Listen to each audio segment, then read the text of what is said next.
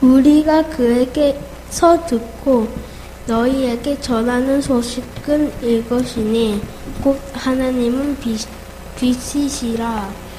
그에게는 어둠이 조금도 없으시다는 것이니라.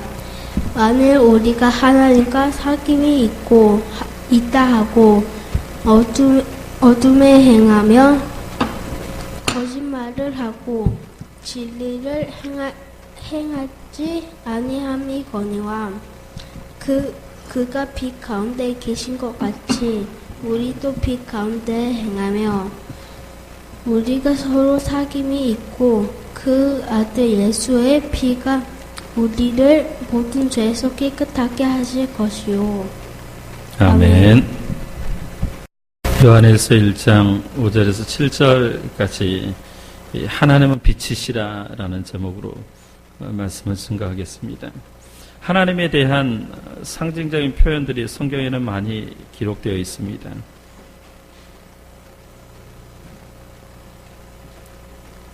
본문에서 요한은 하나님을 빛이라고 증거했습니다. 하나님은 빛을 창조하셨죠. 빛은 생명의 근원이고 빛이 있으므로 생명이 탄생할 수 있고 빛이 비춤으로 생명이 성장할 수 있고 빛이 비춤으로 생명이 결실을 맺을 수 있습니다. 자연에 있는 이 지상에 있는 모든 것은 다 빛이 필요합니다. 생명에 있는 것은 다 빛이 있어야 됩니다. 빛이 없으면 자연의 모든 것들은 다 생명을 유지할 수 없고 보존할 수 없고 또 열매를 맺을 수 없습니다. 작은 식물이라 할지라도 작은 미생물이라 할지라도 빛이 필요합니다. 그러니까 빛이 있기 때문에 모든 것에서 풍성한 생명의 열매를 맺을 수 있습니다. 오늘 요한일서 5절에서 하나님은 빛이시라 라는 말씀의 핵심은 뭐냐면 하나님은 빛이시기 때문에 그 빛을 통하여 오늘 우리에게 생명을 주시고 그 생명의 풍성함을 누리기 원하시는 분이 하나님이시라는 것을 이야기합니다. 제가 필리핀에 있을 때 2번 있었는데 필리핀 전역에 전기가 나갔던 적이 있습니다. 여러분 전기가 나가면 어떻게 불이 안 들어오죠. 필리핀 지역은 아열대 지역이에요. 아주 더운 지역입니다. 특별히 5월달부터 7, 8월달은 대략 35도에서 45도를 육박하는 그런 온도가 그렇게 올라가는 지역입니다. 그런데 전기가 나갔어요. 오늘도 아마 전기가 나가면 우리는 빛이 없어서 예배드리는데 방해가 될 겁니다. 또 더위 가운데 예배에 집중할 수 없죠. 그곳에서도 이제 전 지역에 전기가 나갔기 때문에 집이든 아니면 회사든 아니면 그 모든 백화점이든 다 일을 할 수가 없었습니다. 전기가 들어오지 않으니까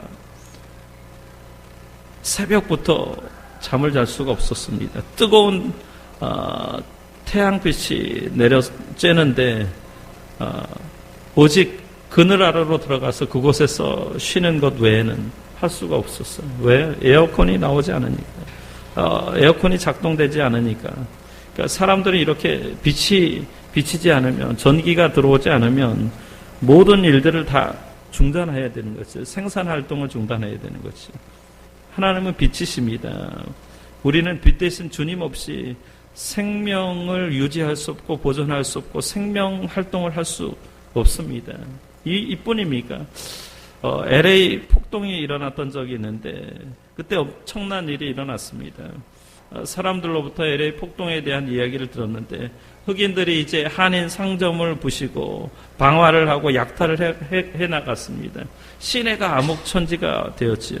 질서와 치안이 무너졌습니다. 엄청난 혼란을 경험하게 된 거죠. 전기가 나가게 됐습니다. 사람들이 어떤 양심을 가진 사람이 아니라 야수로 돌변하지. 엄청난 혼란을 경험하게 되었습니다. 이것이 무엇을 이야기합니까? 우리가 예수 없이 사는 사람들의 모습입니다. 빛 대신 예수님을 모시고 살지 않으면 우리도 똑같은 그런 폭력이 난무하는, 그리고 생명을 죽이고 죽이는 약탈하는 존재가 될 수 있다는 거죠. 예수님이 없는 사람들은 무질서한 삶을 살고 폭력의 삶을 살고, 그 다음에 어떤 사람의 생명을 죽이는 살인과 강도와 강간 등 갖가지 그런 어떤 어둠의 영역 가운데 살아갑니다. 빛이 없으면 세상의 질서가 유지되지 못합니다. 빛이 없으면 생명의 역할을 감당하지 못합니다. 오늘 본문 5절에 보면 우리가 저에게서 듣고 너희에게 전하는 소식이 이것이니 곧 하나님은 빛이시라. 그에게는 어둠이 조금도 없으시니라 라고 말씀합니다. 우리는 요한과 요한의 제자들을 이야기하는 것 같습니다. 저에게서, 예수 그리스도에게서 듣고 너희에게, 지금 편지를 받고 있는 에베소 교회의 성도들에게 전하는 소식이 이것이다, 이렇게 말씀하죠. 요한과 그의 제자들, 요한은 직접 예수님의 말씀을 듣고 예수님과 함께 살았던 사람입니다. 그 제자들이 지금 말씀을 전하는데, 요한의 공동체에게 말씀을 전하는데, 하나님은 빛이시라. 그에게는 어둠이 조금도 없으시니라 라고 말씀하는데, 여러분, 세상에 빛이 있는 곳에 어둠이 물러나는 줄 믿습니다. 빛이 있는 곳에 어둠은 존재하지 않습니다. 예수의 영이 있는 곳에 어둠이 역사할 수 없다라는 것을 이야기하는 것이죠. 하나님은 빛이시기 때문에 이러한 모든 어둠을 물리친다라고 지금 요한이 이야기하고 있는 거예요. 우리 안에 있는 어둠도 있습니다. 우리 안에 있는 죄악된 그런 부분들 다 예수의 영이, 그리스도의 영이, 성령이 다 몰아내신다라고 말씀하고 있는 거예요. 그래서 우리는 하나님께서 비춰주시는 빛으로 인하여 죄와 모든 불행과 사망의 권세에서 벗어나게 된다라고 말씀하고 있는 겁니다. 하나님은 빛입니다. 예수 그리스도는 빛이십니다.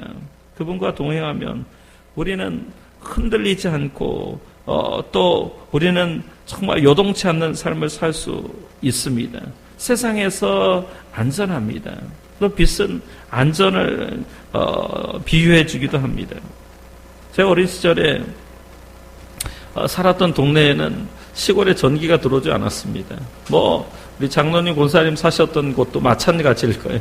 빛이 아마 안 들어왔을 겁니다. 그래서 늦게까지 이제 친구들하고 놀다가 이제 어둠컴컴해지고, 그래서 이제 친구 집에서 내려오다가, 친구 집이 동네 위쪽에 있었습니다. 저희 집은 아래쪽에 있었고, 그래서 위에서 아래로 내려오다 보면 반드시 계단이 있는데, 그 계단을 이렇게 코너를 돌려고 하면 반드시 그런 얘기들이 있어요. 저 돌다가 귀신이 있었다라는 그런 얘기도 있었고, 그래서 계단을 이렇게 어두운데 이렇게 내려오다 보면 빛이 없기 때문에 여러 번 넘어집니다. 저도 그 계단을 이렇게 돌아오다가 발을 헛디뎌 가지고 이제 무릎도 깨지고 또 얼굴도 상했던 적이 있습니다. 빛이 없으면 언제나 우리의 삶은 이제 안전하지 못하다는 것을 이야기해 주는 거죠. 여러분, 예수님이 비친 동안에, 예수님이 있는 동안에 우리는 또 사람들과 교제할 수 있습니다. 사람과 사람 사이에 깊은 교제를 나누기 위해서는 다른 사람, 상대를 이해하는 것이 무엇보다 중요합니다. 뿐만 아니라 자기를 상대에게 맞추려는 노력 없이는 두터운 그런 어떤 교분을 맺기는 불가능합니다. 하나님과 우리 관계도 마찬가지예요. 보통 우리가 하나님이 나를 사랑하신다 라는 말을 자주 듣게 되는데, 이 하나님이 우리를 사랑하신다, 나를 사랑하실 때 두 가지 어떤 구분을 해야 될 필요가 있습니다. 첫째는 하나님이 나를 사랑하실 땐 구원의 대상으로 나를 사랑하시는 경우입니다. 하나님이 나를 구원하시기 위해서 사랑하시는 것이지요. 그래서 독생자 예수 그리스도를 십자가에 죽기까지, 요한복음 13장에는 끝까지 사랑하시는 거예요. 십자가의 지식이 전날까지, 그날까지 끝까지 사랑하시는 거예요. 이건 구원의 대상으로 나를 사랑하는 거예요.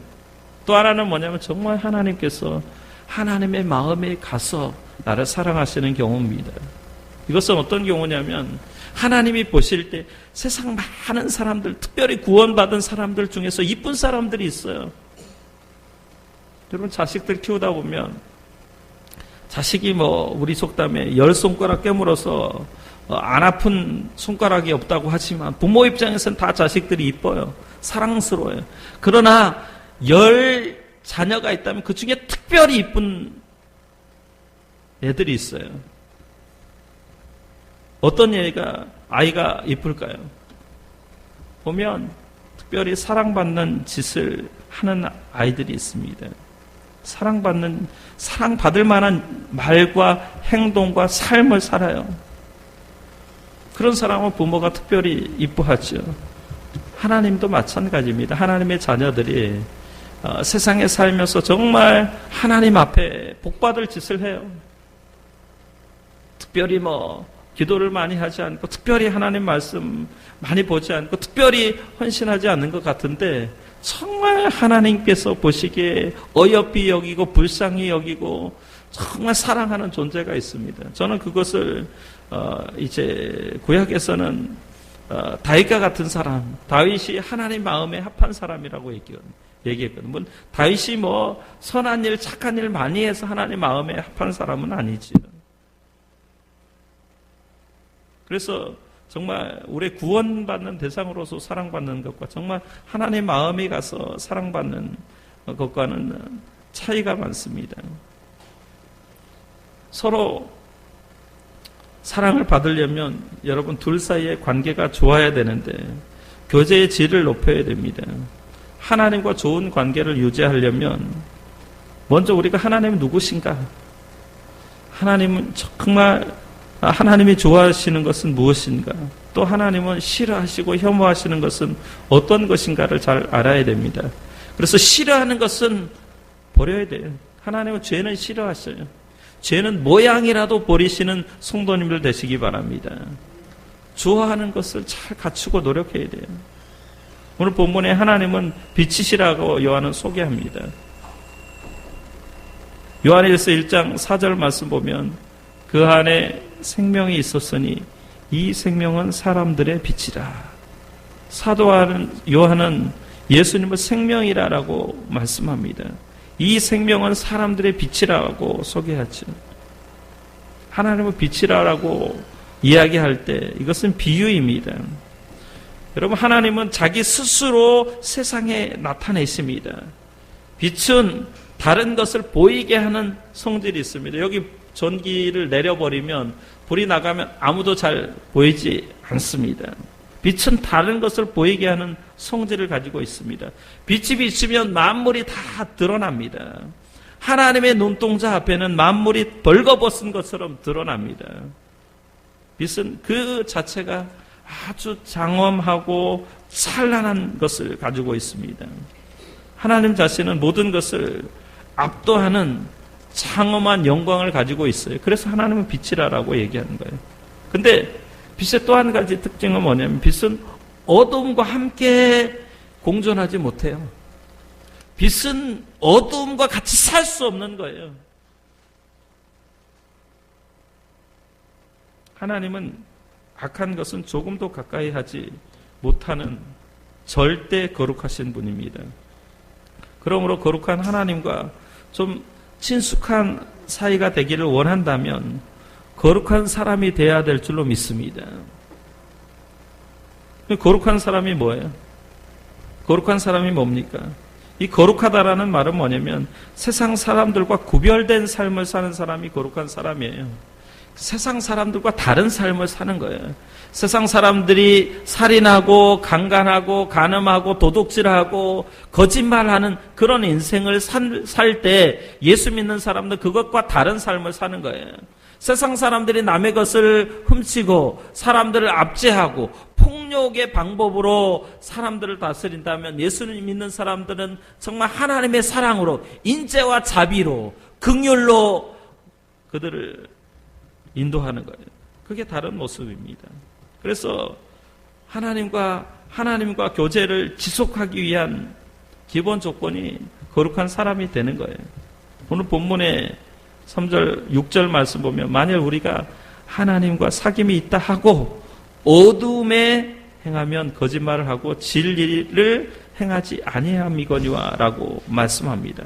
그러니까 우리도 잘못하면 거짓말하기 쉽습니다. 먼저 오늘 사도 요한이 서신서를 이 요한일서를 쓰게 된 배경을 살펴보면 당시 에베소 교회 안에는 영지주의라는 그런 철학이 인기를 끌고 있었습니다. 영지주의가 뭐냐면 영지주의에 빠져있던 사람들이 주장하는 바는 이런 것입니다. 몸으로 무슨 행동을 하든 영은 악한 몸에 의해 더러워지지 않는다. 땅의 오물이 파란 하늘을 더럽힐 수 없듯이 몸의 영혼을 더럽히지 못한다. 그러니까 한마디로 얘기하면은 우리 그 몸이 구원받았기 때문에 세상에서 어떤 일을 행해도 구원받는 데는 지장이 없다. 영은 이미 구원받았다는 거죠. 육체가 지금 죄에 갇혀 있다라고 생각하는 거죠. 이것은 간사한 가르침 때문에 미혹된 많은 신자들이 죄 짓는 일을 더 이상 대수롭지 않게 여기게 된 거예요. 그런 사람들은 오늘 요한이 뭐라고 얘기하냐면 하나님이 빛이심을 모르는 자다. 하나님이 빛이라고 얘기했는데 하나님께서 어둠을 조금도 용납하지 못하는 거룩한 분이라는 사실을 무시하는 자들이라고 요한이 얘기하고 있는 거예요. 그래서 그런 자들과 하나님은 절대 영적으로 사귀지 않는다, 교제하지 않는다. 제가 빛과 어둠은 공존할 수 없다라고 얘기했어요. 하나님과 거짓은 함께 존재할 수 없습니다.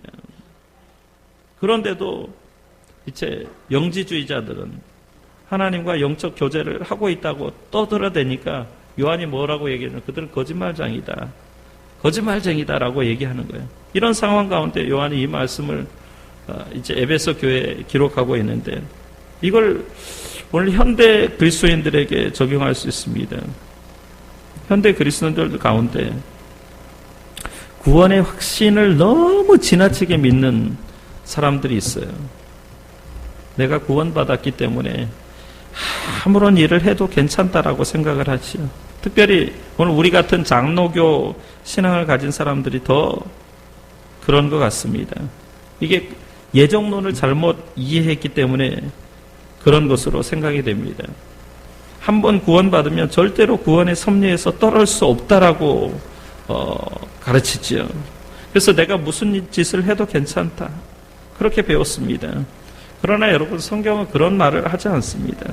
성경은 구원에 대해서 과거의 구원만 지금 이야기하는 거예요.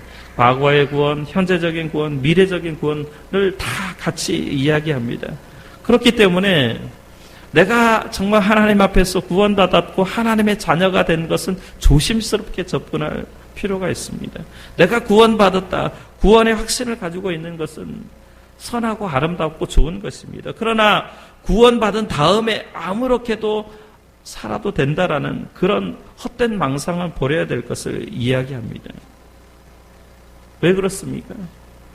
정말 우리가 구원받은 다음에 아무렇게도 살아도 된다라고 성경이 이야기하고 있습니까? 성경에 무슨 짓을 해도 괜찮다라고, 무슨 짓을 해도 네가 구원은 따놓은 당상이기 때문에, 이미 따놨기 때문에 더 이상 괜찮다라고 말하고 있나요? 성경의 두 가지 면을 보아야 될 필요가 있습니다. 구원의 확신을 가질 만한 그런 성경 구절들이 많이 있습니다. 그러나 그렇지 않은 경우도 있습니다. 경고의 말씀들이 많지요. 마태복음 7장 21절에서 24절의 말씀, 여러분들이 잘 아는 말씀입니다. 나더러 주여 주여 하는 자마다 다 천국에 들어갈 것이 아니요 다만 하늘에 계신 내 아버지의 뜻대로 행하는 자라야 들어가리라. 그날에 많은 사람이 나더러 이르되 주여 주여 우리가 주의 이름으로 선지자 노릇하며 주의 이름으로 귀신을 쫓아내며 주의 이름으로 많은 권능을 행하지 아니하였나이까 하리니 그때에 내가 그들에게 밝히 말하되 내가 너희를 도무지 알지 못하니 불법을 행하는 자들아 내게서 떠나가라 하리라.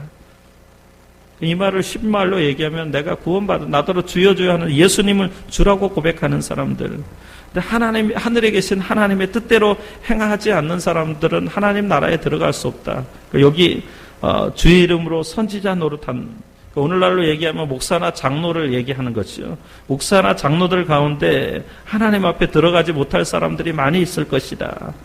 귀신을 쫓아냈다. 특별히 영적인 권세나 어떤 능력이 있는 사람들, 그런 사람들. 이게 두려운 말씀이에요. 저는 목회자이기 때문에 참 두렵다라고 생각을 합니다. 또 히브리서 6장 4절 말씀 보면 한 번 빚을 받고 하늘의 은사를 맛보고 성령에 참여한 바 되고, 이 말씀은 쉬운 성경 말씀으로 읽으면 변화된 새 삶으로, 새 생활로 다시 돌아오지 못하는 사람들도 있습니다. 그들은 한때 하나님의 빛 가운데 살았고 하나님의 은사를 맛보며 성령을 경험한 사람들이었습니다. 이것만 얘기하고 있나요? 야고보서 말씀 보면, 야고보서 2장 17절에서 18절 말씀 보면 이와 같이 행함이 없는 믿음은 그 자체가 죽은 것이라. 어떤 사람은 말하기를 너는 믿음이 있고 나는 행함이 있으니 행함이 없는 내 믿음을 내게 보이라. 나는 행함으로 내 믿음을 내게 보이리라 하리라. 이 말씀이 어렵나요? 쉬운 성경으로 읽어드릴게요. 믿음도 마찬가지입니다. 행동이 따르지 않으면 믿음은 죽은 믿음입니다. 이렇게 말하는 사람들도 있을 것입니다. 당신은 믿음이 있고 나에게는 행동이 있습니다. 행동에 따르지 않는 당신의 믿음을 보여주십시오. 나는 행동으로 나의 믿음을 보여주겠습니다. 그러니까 믿음과 행동은 일치한다라는 거예요. 믿으면 삶으로 나타나는 거예요. 믿음이 삶으로 나타나지 않으면 그 구원은 보장될 수 없다라는 것을 이야기합니다. 야고보가 누구예요? 예수님의 동생이에요. 예수님의 형제입니다. 그렇다면 여러분, 우리는 무엇을 어떻게 해야 구원을 받습니까? 물론 예수 믿음으로 구원받지요. 이것은 분명한 사실입니다. 그러면 어떻게 우리의 믿음을 증명합니까? 예수 믿는 것을 행동으로 증명해야 되죠. 어떤 행동이 필요합니까? 오늘 본문의 사도 요한은 이렇게 얘기합니다. 너희가 정말 예수 믿느냐? 하나님의 빛이라고 믿느냐? 그러면 빛 가운데 행하라. 오늘 7절 말씀 보면 그가 빛 가운데 계신 것 같이 우리도 빛 가운데 행하면, 그러면 우리도 사귐이 있고 우리가 서로 사귐이 있고 그 아들 예수의 피가 우리를 모든 죄에서 깨끗하게 하실 것이요. 이렇게 말씀합니다. 빛 가운데 행한다라는 시제가 현재 진행형의 동사이므로 이 뜻은 그겁니다. 점차 거룩해지는 그런 성화의 삶을 이야기하는 거예요. 한번 예수 믿어서 완전히 성화된 존재가 아니라 조금씩